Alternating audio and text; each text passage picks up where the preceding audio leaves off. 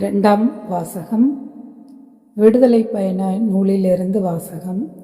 அதிகாரம் 14, இறைவசனங்கள் 15 தொடங்கி அதிகாரம் 15 1 வரை.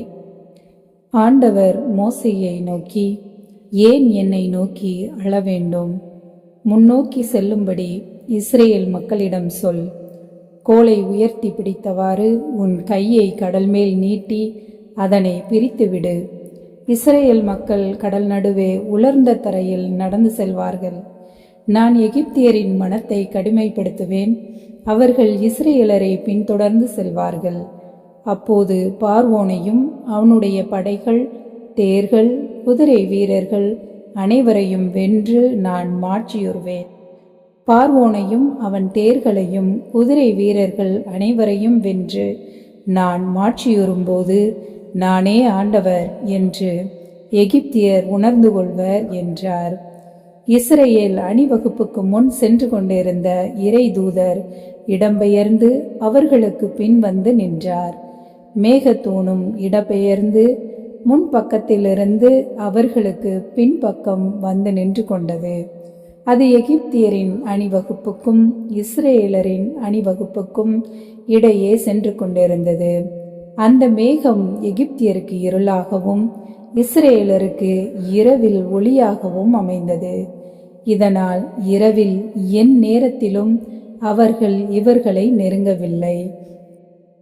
மோசே தம் கையை கடல் மேல் நீட்டவே ஆண்டவர் கீழே காற்றை இரவு முழுவதும் வன்மையாக வீசச் செய்து கடலை பின்வாங்க வைத்து உலர்ந்த தரையாக்கினார். நீர்த்திரள் பிரிக்கப்பட்டது. வலப்பக்கத்திலும் இடப்பக்கத்திலும் உள்ள நீர்த்திரள் அவர்களுக்கு சுவராக விளங்க இஸ்ரேல் மக்கள் கடல் நடுவே உலர்ந்த தரையில் நடந்து சென்றனர். எகிப்தியர் அவர்களை துரத்தி சென்றனர். பார்வோனின் குதிரைகள், தேர்கள், குதிரை வீரர்கள் அனைவரும் அவர்களுக்கு பின்னால் நடுக்கடல் வரை சென்றனர். பொழுது புலரும் முன் நெருப்பும் மேகமுமான தூணிலிருந்து ஆண்டவர் எகிப்தியரின் அணிவகுப்புகளை பார்த்து அந்த எகிப்திய அணிவகுப்புகளை நிலைகுலைய செய்தார். அவர்களுடைய தேர்களின் சக்கரங்களை அவர் புதைந்து போக செய்ததால் தேரோட்டுவது அவர்களுக்கு கடினமாயிற்று.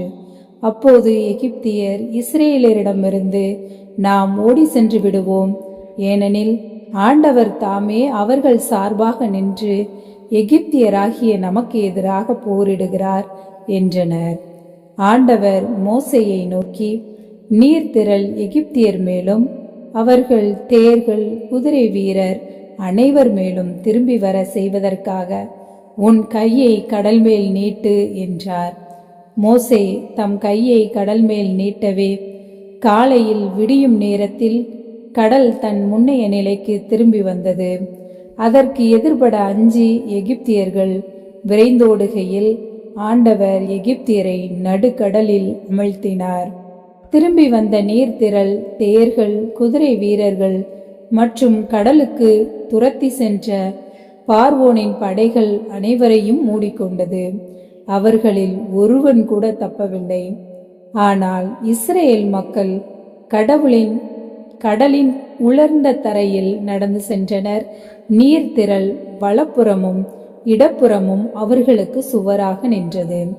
இவ்வாறு ஆண்டவர் அந்நாளில் எகிப்தியர் பிடியினின்று இஸ்ரேலருக்கு விடுதலை அளித்தார். கடற்கரையில் எகிப்தியர் செத்து கிடப்பதை இஸ்ரேலர் கண்டனர்.